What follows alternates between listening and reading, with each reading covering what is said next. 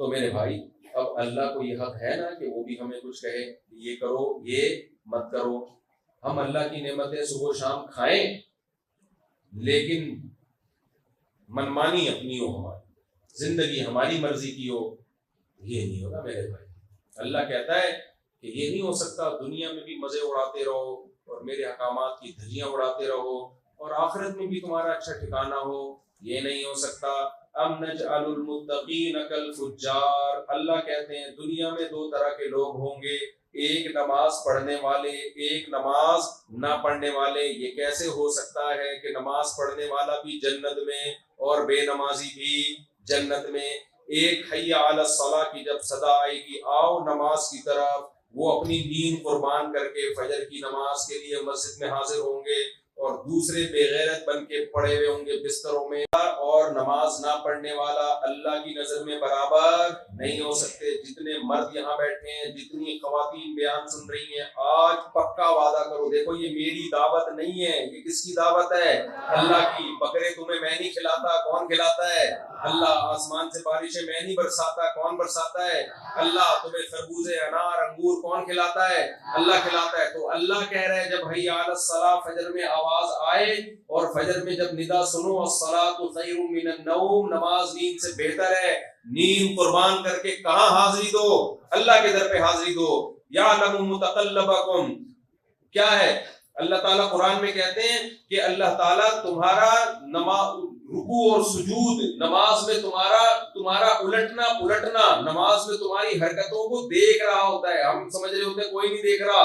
اللہ کو سجدے میں جانا, سجدے سے اٹھنا, یہ سب وَتَقَلُّبَكَ فِي السَّاجِدِينَ, سجدہ کرنے والوں میں سجدہ کرنا, یہ منظر اللہ اپنی آنکھوں سے دیکھ رہا ہوتا ہے. تو اس لیے جو سو رہا ہوتا ہے اور نماز پڑھ رہا ہوتا ہے دونوں برابر نہیں ہوتے. تو کورنگی والو, آج آپ یہاں جتنی خواتین بیٹھی ہیں وہ بھی اور مرد بیٹھے ہیں, سب پکا عزم کرو نماز کبھی بھی ضائع نہیں کریں گے. اللہ کی نعمتیں 24 گھنٹے ملتی ہیں, تو نماز بھی اللہ نے 5 ٹائم رکھی ہے تاکہ 24 گھنٹے کور ہو جائیں. نماز چھوڑنا نہیں ہے کسی قیمت پہ, نہ سفر میں نہ حضر میں. کچھ عورتیں اللہ کی خاطر پردہ کرتی ہیں. پردہ کس کا حکم ہے؟ بولو. گورنمنٹ کا حکم ہے؟ اللہ کا حکم ہے. جس اللہ نے اور کھلایا, جب عورت کو بھی تو کس نے پیدا کیا؟ سب سے بڑی نعمت عورت بنایا. اللہ جنس بھی تبدیل کر سکتا ہے. کچھ لوگ بیچارے معذور ہوتے ہیں, نہ مرد نہ عورت, جن کو مخنث کہا جاتا ہے. کتنی بڑی آزمائش ہے ان کے لیے. نکاح نہیں ہوتا, ان کا خاندان آباد نہیں ہوتا. مجھے ایک ٹرانسجینڈر ملا, اس نے مجھے بتایا کہ ہماری زندگی اتنی پھیکی ہے, ہم مرد نہیں تھے, کاش ہم عورت ہی ہوتے, کوئی خاندان تو ہوتا. کہتے ہیں جب ہم میاں بیوی کو دیکھتے ہیں گاڑیوں میں کہیں جا رہے ہوتے ہیں اپنے بچوں کے ساتھ, دل پگھلتا ہے ہمارا, پگھلتا ہے دل, کاش ہمارا بھی خاندان ہوتا. میں نے اس کو تسلی دی, میں نے کہا صبر کرو, اس پہ اللہ تمہیں کیا دے گا؟ اجر دے گا. لیکن آزمائش ہے یا نہیں ہے؟ میں نے کہا گناہ کے قریب مت جانا, بے حیائی کو پیشہ مت بنانا. لیکن مرد کو اللہ نے مرد بنایا, عورت کو اللہ نے عورت بنایا. یہ کس کا احسان ہے؟ اللہ کا احسان. تو جب عورت بنا کے اس کو حسن دیا تو اللہ نے کہا تیرا یہ حسن غیر مردوں کے لیے نہیں ہے, یہ تیرے شوہر کے لیے. بس شوہر تو 2 ٹکے کا نہیں رہا, اس کی تو کوئی بیچارے کی 2 ٹکے کی حیثیت. کیا حیثیت ہے مجھے بتائیں, آپ لوگ کی گھر میں کیا حیثیت؟ ایک آدمی نے کہا, دوسرے سے پوچھا, بتا یار تیری گھر میں کیسے گزر رہی ہے, بھابھی کیسی ملی؟ اس نے کہا یار بڑی اچھی گزر رہی ہے, صبح اٹھتا ہوں چائے میں اس لیے خود بناتا ہوں کہ چائے مجھے اپنے ہاتھوں کی پسند ہے. میں اپنی بیوی کو اٹھاتا نہیں ہوں, تو چائے چونکہ مجھے اپنے ہاتھوں کی پسند ہے, تو میں سوچتا ہوں جب چائے بنا رہا ہوں تو پراٹھا بھی بنائیں گے ساتھ میں, پھر جب پراٹھا بن رہا ہے تو انڈا بھی بنائیں گے, تو اسے پورا ناشتہ میں اتفاق سے خود ہی بنا لیتا ہوں.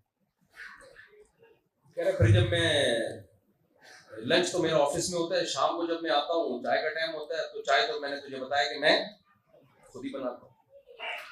پھر میں بولتا ہوں جب میں نے صبح ناشتہ بھی خود ہی بنا لیا تو ڈنر بھی خود ہی بنا لو, کیا تکلف رہ گیا, تو کھانا بھی رات کا خود ہی بنا لیتا ہوں. پھر جب میں اپنے لیے بناتا ہوں میں کہتا ہوں تھوڑا پانی زیادہ ڈال دو تو بیگم بھی کھا لے گی, اس کو. جب کھانے وانے کا ہو گیا تو رہ کے کپڑے، تو کپڑوں کے لیے بیوی کو کیا تکلیف دینا یار، کپڑے بھی میں کیا کر لیتا ہوں خود ہی دھو لیتا ہوں، اچھی خوشی گزر رہی ہے الحمدللہ، تو سنا تیری کیسے گزر رہی ہے؟ اس نے کہا میری بھی کتے جیسی گزر رہی ہے جیسی تیری گزر رہی ہے، لیکن مجھے بتانا ایسے نہیں آتا جیسے تو نے بتایا، مجھے اس طرح بتانا۔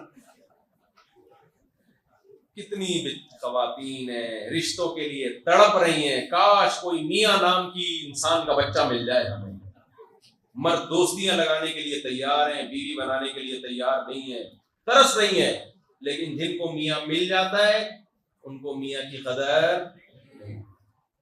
اب یہ خواتین مجھ سے ہوں گی، آپ کے علاوہ کی بات کر رہا ہوں بھائی، میں آپ کے بارے میں بول رہا ہوں، میاں کی قدر ہی نہیں ہوتی۔ نبی کریم صلی اللہ علیہ وسلم نے فرمایا وہ عورت جنت میں نہیں جا سکتی جس کا شوہر اس سے راضی نہیں ہے، اور نبی نے جو بات کہی وہ نبی کی نہیں ہے، وہ کس کی بات ہے؟ اللہ کی بات ہے۔ تو اپنے شوہر کی قدر شوہر سمجھ کے مت کیا کرو، اللہ کا حکم سمجھ کے کیا کرو۔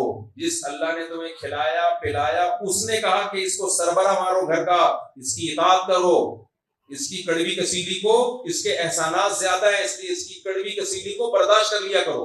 ہاں بہت کوئی آڑا ترشا ہے تو پھر وہ تو ایک الگ بات ہے، بعض کو بہت زیادہ ہی آڑے ترشے ہوتے ہیں، ظلم کر رہا ہے، مار کٹائیاں لگائی گئی ہیں، تمیز سے کبھی گھر میں بات ہی نہیں کرتا، نہ نفقہ ہی نہیں دے رہا، اس کے لیے تو پھر اللہ نے طلاق اور خلا کا راستہ رکھا ہے، وہ ایک الگ ہے۔